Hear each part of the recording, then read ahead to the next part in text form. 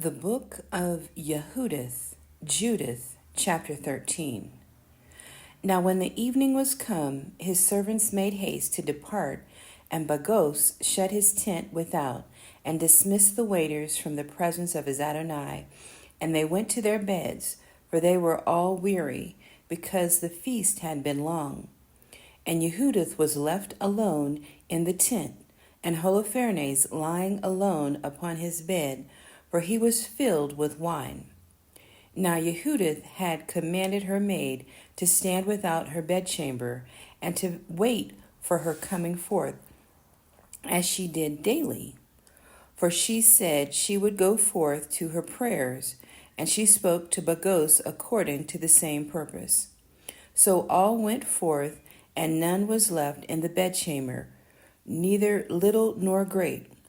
Then Yahudith, standing by his bed, said in her heart, O Yahuwah Elohim of all power, look at this present upon the works of my hands for the exaltation of Jerusalem.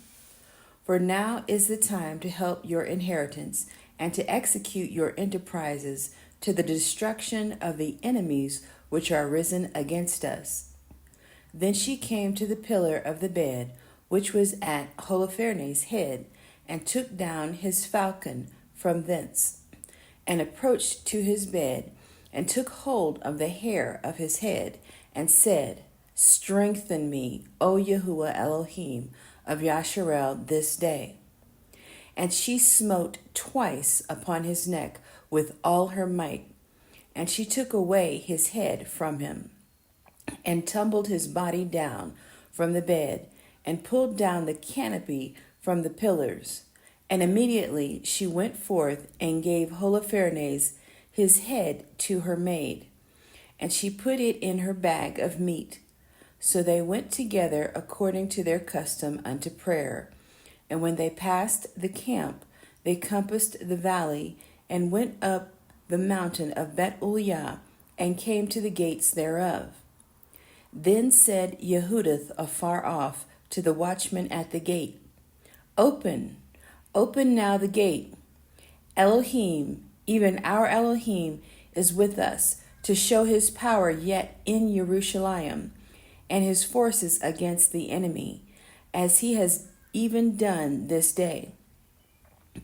Now when the men of her city heard her voice, they made haste to go down to the gate of their city, and they called the elders of the city.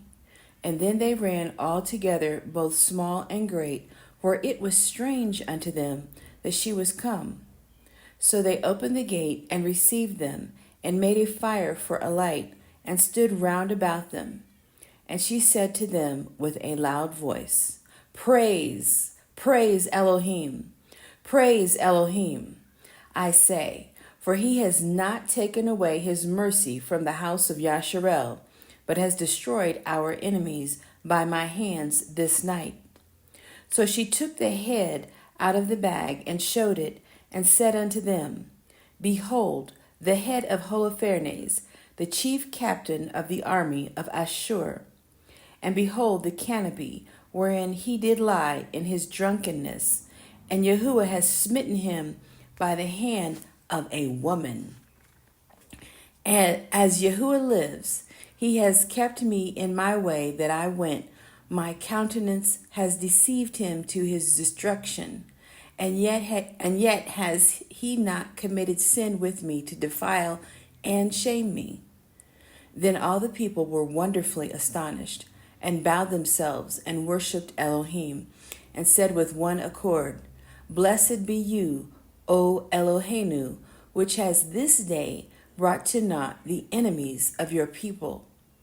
Then said Uzziyahu unto her, O daughter, blessed are you of El Elyon above all the women upon the earth, and blessed be Yahuwah Elohim, which has created the heavens and the earth, which has directed you to the cutting off of the head of the chief of our enemies.